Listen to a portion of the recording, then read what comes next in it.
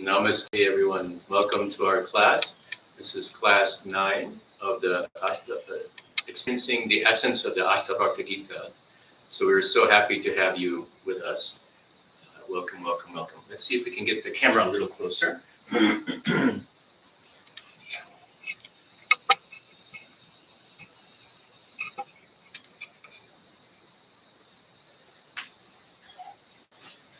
Since we are today a one-man show, this is a bit of a special class. So we are kind of doing a lockdown a little bit because I have dealing with some COVID still and testing positive yesterday. So we are doing this live stream instead of a live with people here. So thank you all for showing up and enjoying this online. Next week, we'll continue with our in-person as well as our streaming class. So we'll begin with a chant, as we always do. Om Sato Ma Sadgamaya, Tamaso Ma Jyotirgamaya, Mrityarma Amritam Gamaya, Om Shanti Shanti Shanti. Om, lead us from the unreal to the real. Lead us from darkness unto light, and lead us from death to immortality. Om, peace. So as this is the continuation of our series in the Ashtavakra Gita, I thought perhaps we would kind of go through a little bit of overview for those who are joining us kind of in the middle of this series. And you can go back on our YouTube channel where you logged in for this particular live stream. And you can find the rest of the classes 1 through 8. And of course, this class is number 9. Next week, number 10 will be the final and completion of our series on the Ashtavakra Gita. So we thought that this class would be kind of a different approach to studying a scripture. Because usually when we study a scripture, we do that. We actually read it, we dissect it, we analyze it, and we try to understand, different aspects or using our rational mind. And this Ashtavakra Gita is a slightly different type of a scripture. It's more Shravana, Manana, Nididhyasana, hearing, using mind to, Manana is using the mind to dissect. Nididhyasana is an actual direct experience of truth, some kind of a personal, changing kind of, something that has an impact on your own consciousness, it might change it. So this is, as Swami Sarvapriyanandaji mentions, a Nididhyasana scripture, the Ashtavakra Gita. And we use Thomas Byram's translation. Of course, if you dive in and learn through the Swamis, the Sanskrit words, so there's many different words for what they use one word for. And so there's many shades of meaning. But what this truly does well, this translation, is allows us to use it as a guided meditation to see if we can actually get some glimpse in our own self of putting our own ego, our own mind to the side and try to exist as that pure awareness, without thought, without beginning, without ending, without cause, without any ruffle, and just be able to be there, even for a brief second, just so that we can experience that totality of this experience and to have some impact on our normal everyday life with it. So that's what we're using it for. We're not dissecting it, we're just experiencing it. So we will, again, towards the last part, is in a little while, we won't do too much preliminary today because I don't have much of a voice, but so we'll have to keep this kind of short and sweet. But what we want to do is, towards the end, we'll do a meditation that allows us to try to get into that state of awareness, pure consciousness, pure being, and then just let the words resonate from deep inside of your own self of the Ashtavakra Gita, and see how they land. See how they land to you. We had some questions last week on the class that I thought were really quite interesting. And there are a couple of different approaches to spirituality. You have Dvaita, which is a dualistic form of worship, which is encompassing almost every type of religious expression or striving that we are aware of and are familiar with. In the West, we have all the monotheistic religions, Christianity, Judaism, of course you have Islam. And these are generally, I am the created creature, God is the creator, and we have a relationship somehow. In the East, you have the multiple rays of those dualistic, beautiful expressions.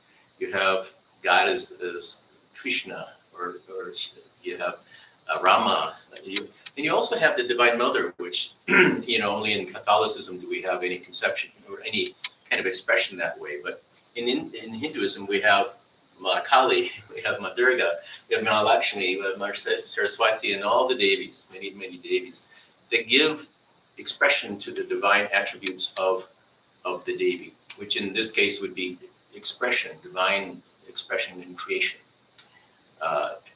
And so this is the dualism, Dvaita, and it's very beautiful, and it's a very wonderful path. As Sri Ramakrishna said, the path of bhakti, having that love or that connection with your Ishta, your form of God that is closest to your heart, is an easier path, an easy path. Of course, I don't think we can say anything is easy in real spiritual striving, as anybody who's tried knows, but it certainly is a less taxing in some ways, easier of approach. And so we don't discount that. We don't say it's higher or lower than Advaita, which is non-dualism. This is a kind of a mistake that I think some make, is that saying one that's higher or lower, or more evolved or not evolved, or so on. Because Sri Ramakrishna showed that going to the rooftop and coming back down and so on are all part of this beautiful expression of Brahman. So he didn't see them as higher or lower. It gives you an ability to understand what he gave. But Advaita has some very important attributes to it that those who are just using Dvaita might need to be able to help them, to help us, to overcome some of the obstacles that Dvaita path creates. So Advaita, of course, is this non-dualistic idea that not only are we the creation of the God, of the Creator, not only are we a part of that Creator, one in substance, as they say, but thou art that, tat tvamasi, that thou art. There is no difference. There's only one consciousness. It's divided by illusion or Maya. And so if you look behind the curtain, behind the veil, you'll find that that this self-identification, this ego, this separateness that we think we are, is actually an illusion. And it's a very kind of a startling concept, that it might not stand on anything, our separateness. It might truly be just kind of an illusionary imposition and pulling behind the curtain. So, and it's also very disconcerting for many people, I have to say. Advaita, it becomes very easy to talk about intellectually. But if you actually dive in and do some of these exercises and some of these deep inner meditations on the self, on the source of the awareness, you can start to see all the incarnations and centuries and eons of bulwark of individuality, this illusory individuality falling away. And it can be completely disconcerting. So much so that it's, most of the time, Advaita, these deep teachings were not given to everybody. There was definite qualifications to really dive deep into Dvaita. Those who had renounced everything of the world had come back to the end of their enjoyments. They didn't have the general family responsibilities or worldly responsibilities. They could dive deep into this oneness and not have any care in the world. And so this was the traditional way. Swami Vivekananda, for the first time when he came to the West and of course in the East, he broadcast all of these types of scriptures widely. He came to America in the 1890s and went to Harvard and expounded non-dualism. Everywhere he went, he was a true non-dualist. And so much so, he didn't really even preach Ramakrishna, his guru. He wasn't even preaching, trying to create a cult of Sri Ramakrishna. He was bringing Vedanta society to the world, and he didn't make distinctions about who should receive and who should not receive. And so it created a pattern and something that has been kind of filtering out into our world now. There's a lot of interest intellectually in the West and, of course, in the East now, in this non-dualism, in the ancient scriptures. And again, if you just cursorily look at them, if you just look at them with the mind, it's kind of fine because you can just do mental gymnastics. But once you take that within and you start to have experiences within it, it's spiritual dynamite, because it dislodges that sense of surety that you are this separate person, that you are this personality, that you are these habits, you are these emotions, this is all you, private thoughts, all that sort of thing becomes stripped away, and it becomes very disconcerting. So, and it's so much so that Sri Ramakrishna didn't allow the other disciples to read the Ashtavakra Gita, only Swami Vivekananda. And so, we're studying this scripture that wasn't even allowed to. Swami Brahmananda and some of the amazing, amazing souls that were Sri Ramakrishna's disciples, he just kept it locked away from them, not wanting to upset the apple cart, so to speak. But he also said another thing. Sri Ramakrishna said, take your non-dualism and tie it in the corner of your cloth and do as you will, do as you like. This is a very profound statement, I think, that he made.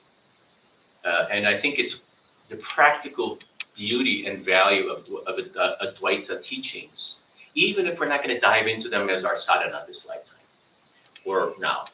We're going to stay as dualistic. We're going to still have the Lord that we can pray to and we can reach out to and we can have that communication with and that communion with and that relationship with. But if you just have Dvaita, dualism, and you have one Ishta, it kind of naturally leads to the conflict with people's other Ishtas, other dualisms, doesn't it?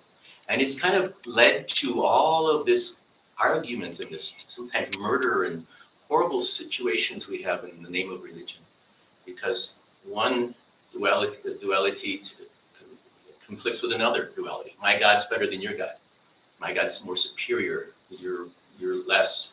You're an infidel, or whatever it is that people tend to think. So, Chakamat Tutupat.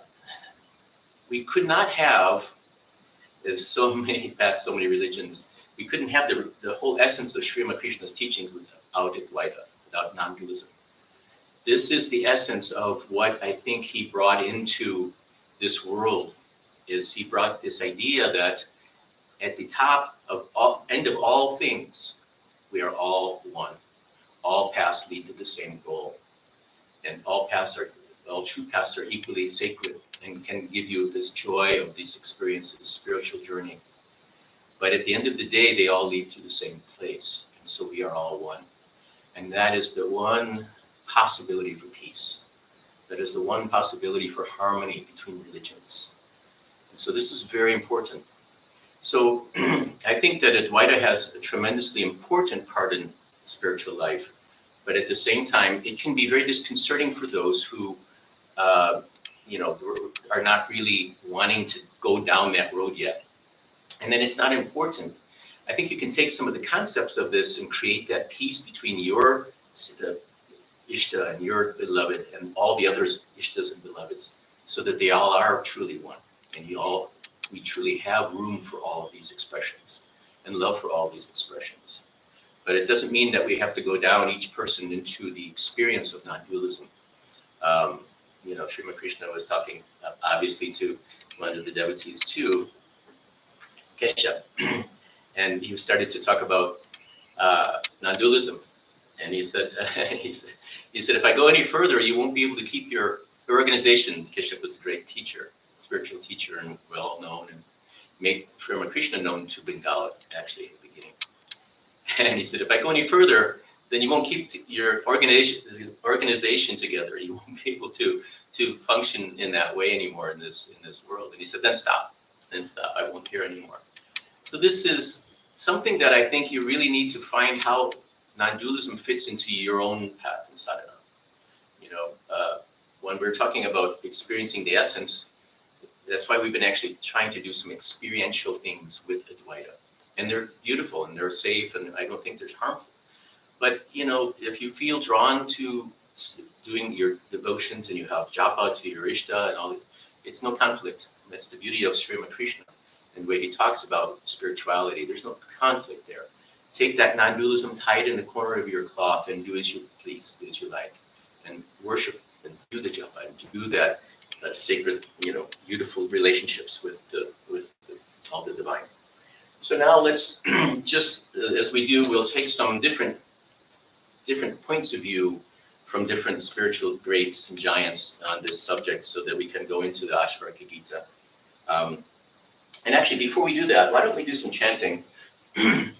Because we usually do that to bring everybody into the present moment and leave all the things behind of the world. And since we're just here by ourselves today, so we'll do this together here. There's a chant called "No birth, no death, nor caste have I. Father, mother have I none. I am he, blessed spirit, I am he." This is written by Swami Shankara. And it's a beautiful, beautiful chant. And we'll do it in English. But let's just do a short, quick, abbreviated chant so that we can bring the mind out of the brain and out of the thinking into the heart and start to get into our space where there is just he. No birth, no death, nor caste have I. No birth, no death, nor caste have I. Father, mother have I none. Father, mother have I none. I am he, I am he. Blessed Spirit, I am he. I am he, I am he. Blessed Spirit, I am he. Mein Rittlek, nor ego chitta. Mein Rittlek, nor ego chitta. Sky nor earth, nor metals am I. Sky nor earth, nor metals am I. I am he, I am he. Blessed Spirit, I am he. I am he, I am he. Blessed Spirit, I am he. No birth, no death, nor caste have I. No birth, no death, nor caste have I. Father, mother have I none. Father, mother have I none. I am he, I am he. Blessed Spirit, I am he. I am he, I am he. Blessed Spirit, I am he. I am he, I am he. Blessed Spirit, I am he. I am he, I am he. Blessed Spirit, I am he.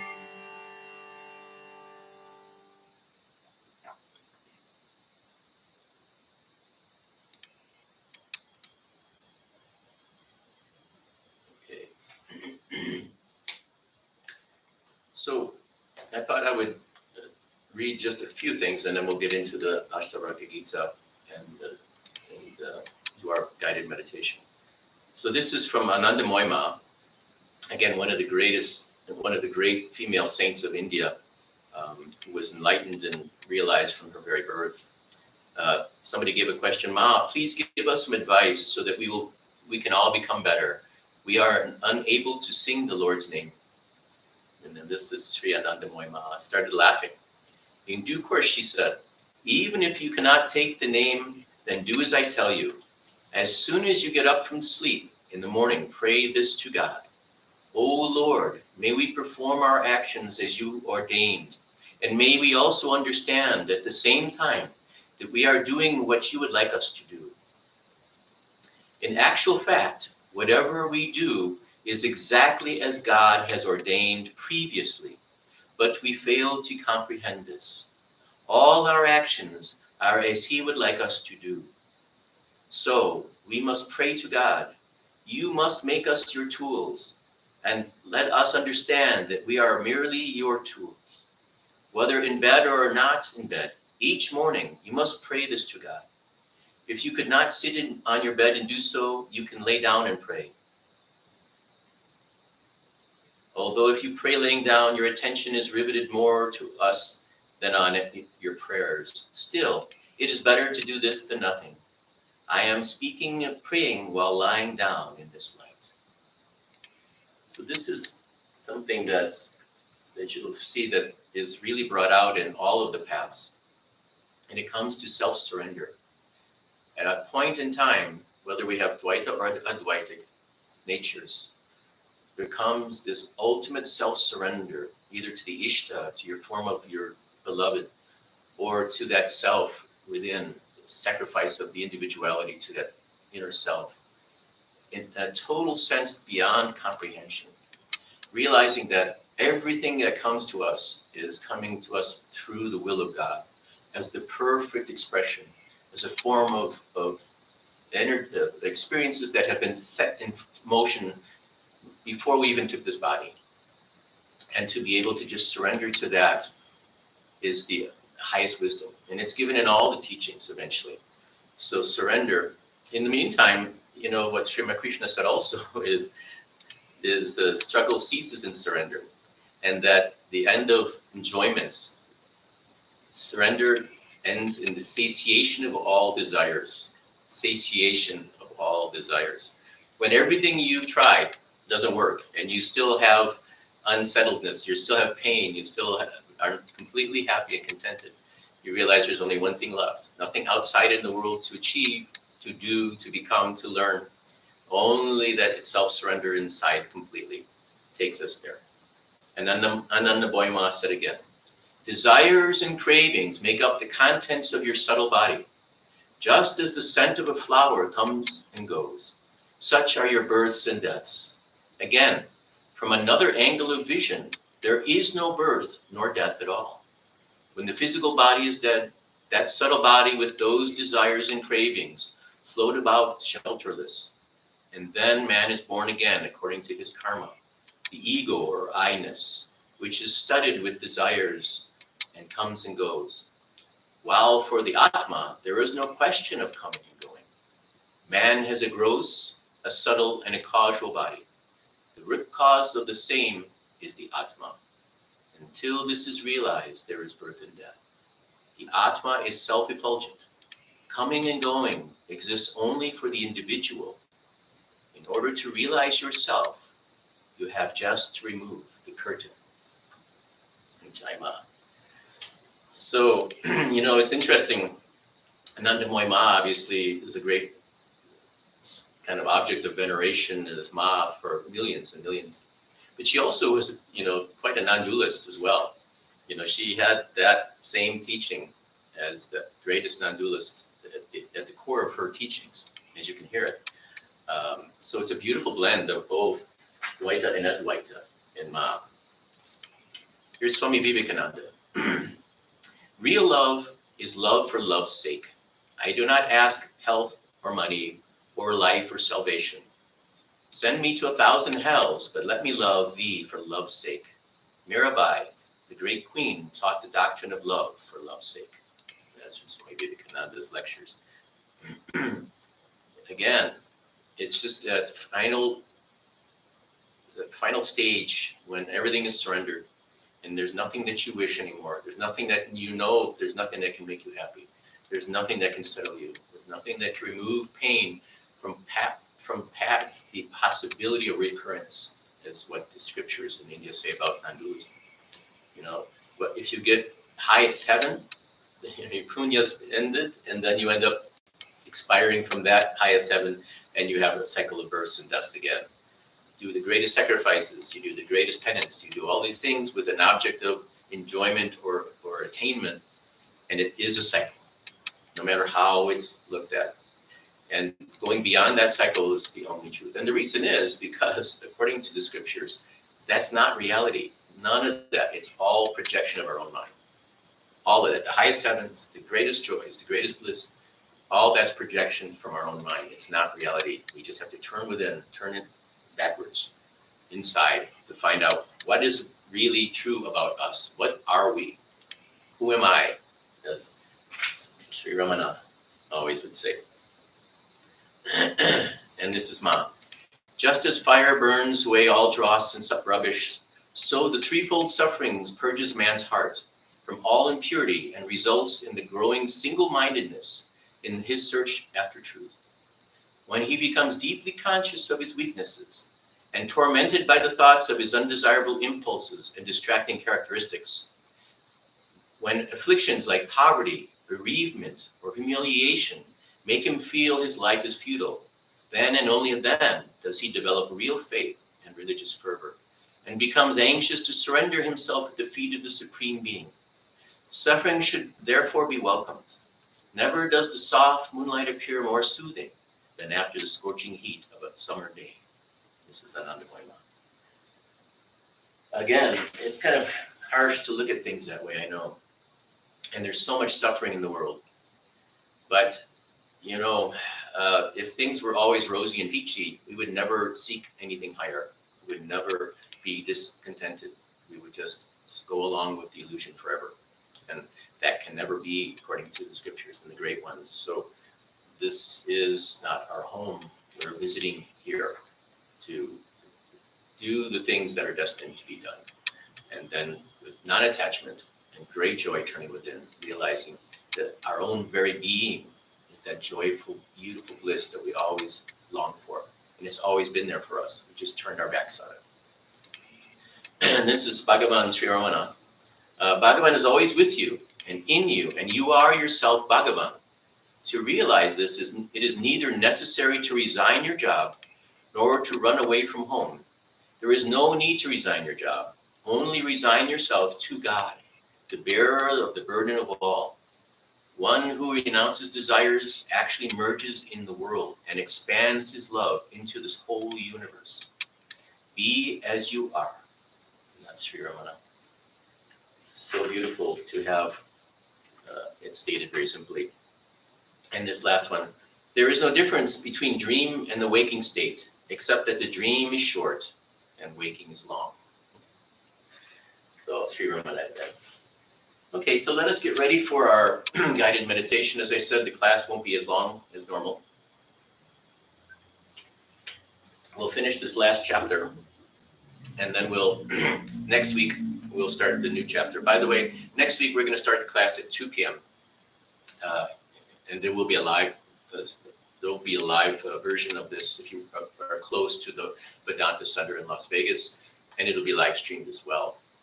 And that will be the final chapter, and we'll finish our series of classes on the Ashtavakra Gita the next Saturday at 2 p.m. So let us get ready for this. As we normally do, we use a pranayama to be able to calm the mind, calm the body, and go beyond our body's feelings, go beyond our emotions that are clamoring in the background, going beyond all the thoughts that are grabbing our attention, and realizing that those are all a show. They are not us. We are the observer, the one who experiences all of these things. And they do not touch us. They do not control us. They're not a part of us. They're just a show, a passing show. So this meditation does a good job of allowing us to become that witness and try to put all those other distracting things, the vibrations of all the world, just not be attached to it. Surrender it. Surrender it to God, whatever you feel of God. Just let that pure being and awareness that you are be your only sole focus. And then I will read this final part of the chapter of the Ashtavakra Gita. And when I do, just let it come up from your own awareness, as the words are not coming from me, but coming from your own inner soul, inner awareness. And the truths that they expound are already known to us. They're nothing new. It just awakens these understandings in us again, brings our awareness back again, so that we can have this in our normal, everyday existence again, and not have duality. So we did for those who are new, we did a pranayama that's very simple. So we breathe in 2 times, a double inhalation through the nose. We try to do that for a count of 10. And while we do that, we tense the whole body. And then we hold that inhalation for a count of 10 as well, while we keep that tension. And then exhale through the mouth, a double exhalation, for again a count of 10. And then releasing that whole tension of the body, so that all the tension, all the cares, all the worries, everything is dissolved into infinity. We'll do that 3 times. After the 3rd time, when you have the exhalation, let the breath be. Just be aware of it. Don't try to control the breath. This is beautiful meditation. When the breath of its own accord comes in, don't try to control the length of the inhalation or anything like that. Let it be natural, whatever it does naturally. And you'll chant so on the inhalation. And then if it just stops, fine. Don't worry. Just enjoy the peace that there's no need to breathe. Upon the exhalation, hum. So on the inhalation, is the breath by its own will comes in. It holds and hum as it goes out. So hum, I am he. And with every breath, we're affirming that truth and reality. So let's do that. And then we'll just do this after the 3rd exhalation. We'll just do this for a few minutes. And then I'll start reading the Ashtavakra Gita. When you hear me read, just stay in that awareness. Stay in that awareness of just consciousness. And just let the words that I'm reading come up from within your own self, reminding you of its truth. Okay, so now we'll breathe in. Hold, tense your body. Exhale. Release all the tension. Inhale. Tense. Hold. Exhale. Release all the tension. One more time. Inhale. Tense. Hold. Exhale. Release all the tension. Let the breath go. When the breath resumes by itself, chant mentally so. When it's ready to exhale, hum. So, hum.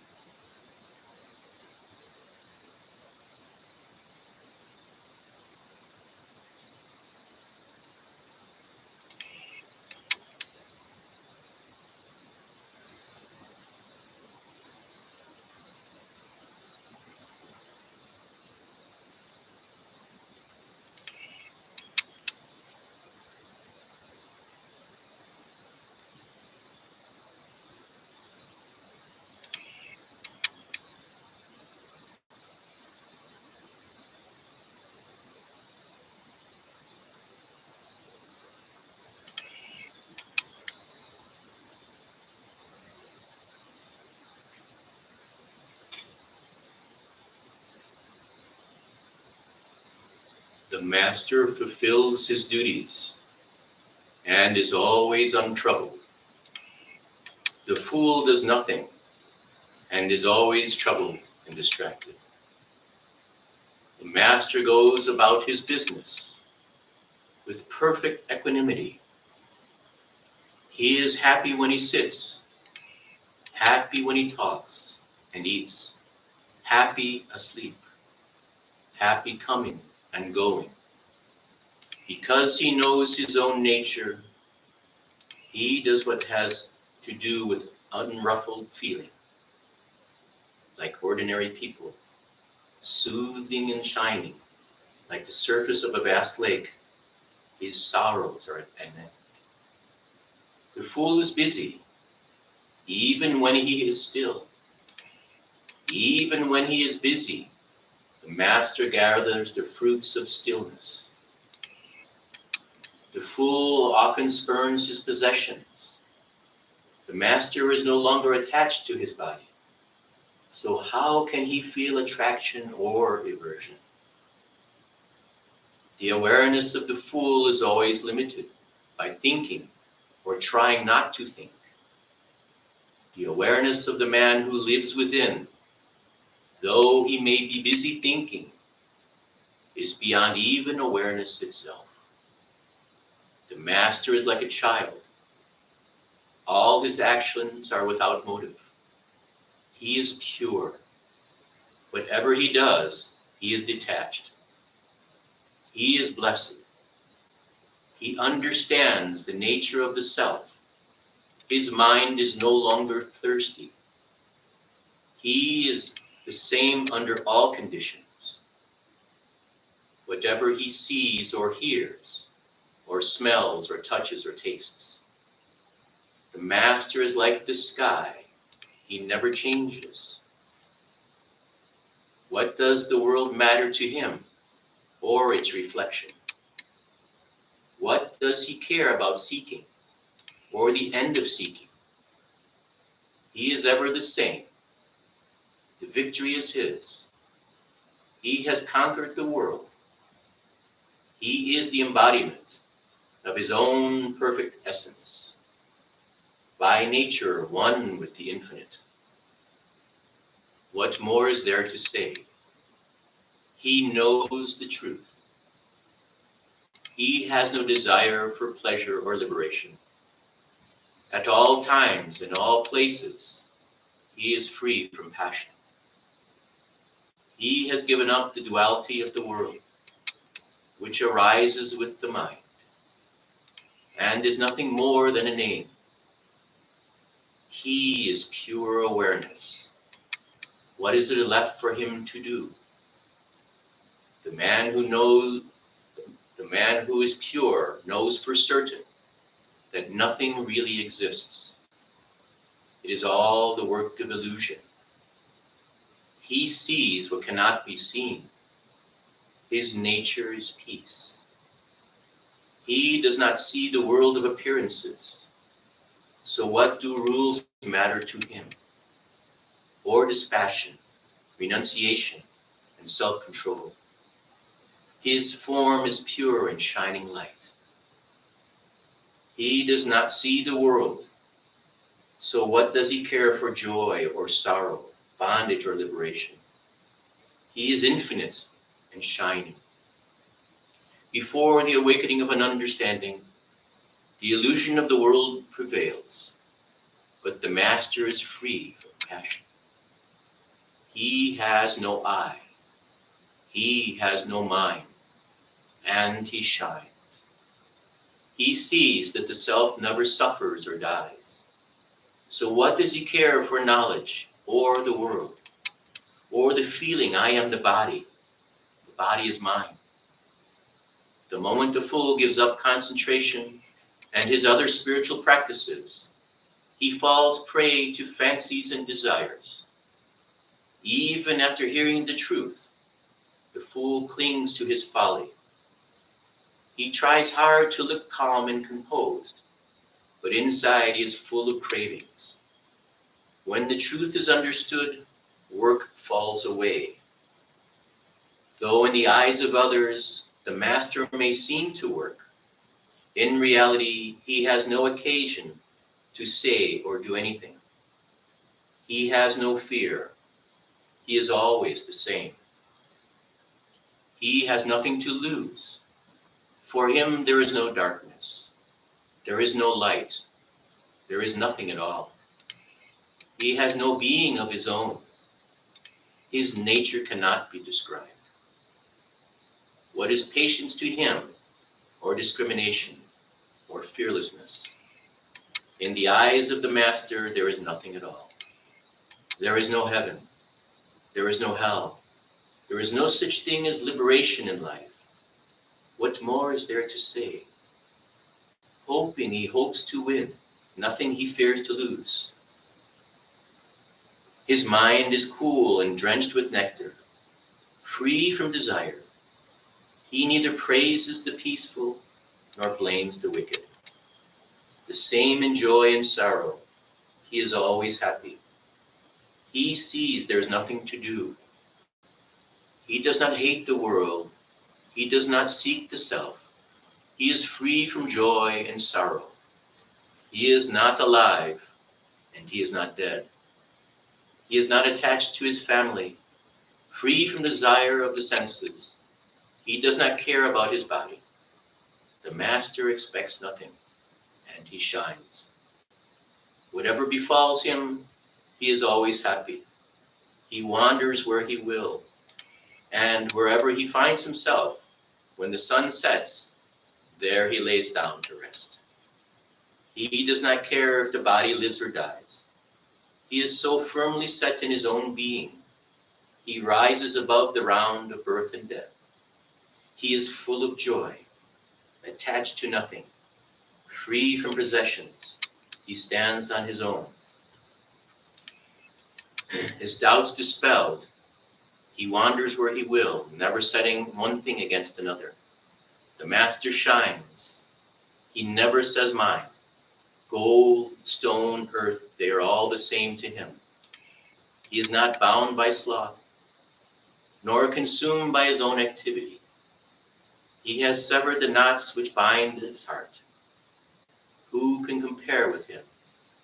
Indifferent to everything, he is free and he is happy. There is not the least desire in his heart. Only the man without desire sees without seeing, speaks without speaking, knows without knowing. In his view of things, good and evil have melted away. A king or a beggar, whoever is free from desire shines. He is utterly without guile. He has found his way. He is simplicity itself. He cares nothing for restraint or abandoning. He has no interest in finding the truth.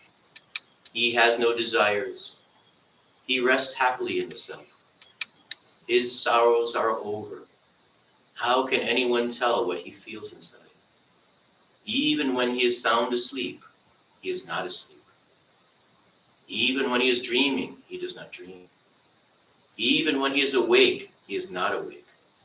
Step by step, whatever befalls him, he is happy. He thinks without thinking.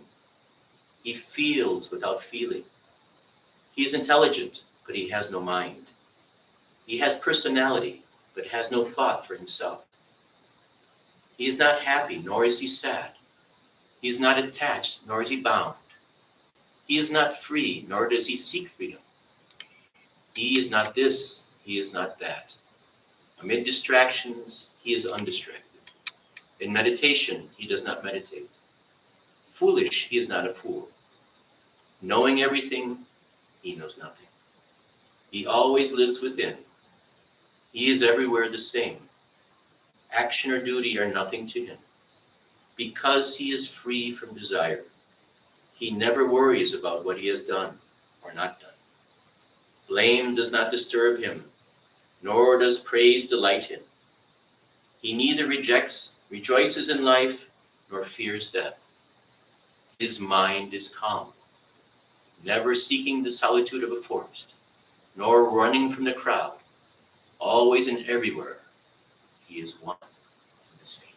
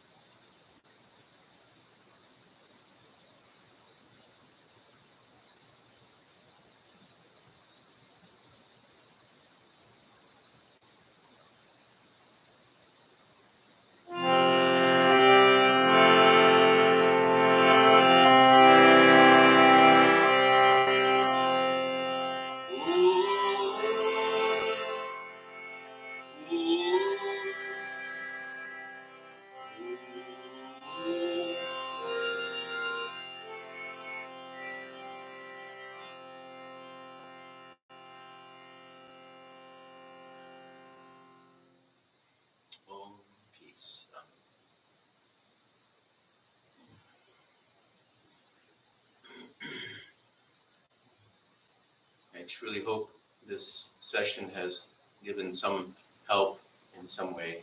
It's just our humble thought. All these great teachings here are sometimes overwhelming, to hear those proclamations of being happy and having no desire and so on. They seem so far above us, don't they? Seem so beyond anything we can conceive of. But that makes them untrue nonetheless, true nonetheless.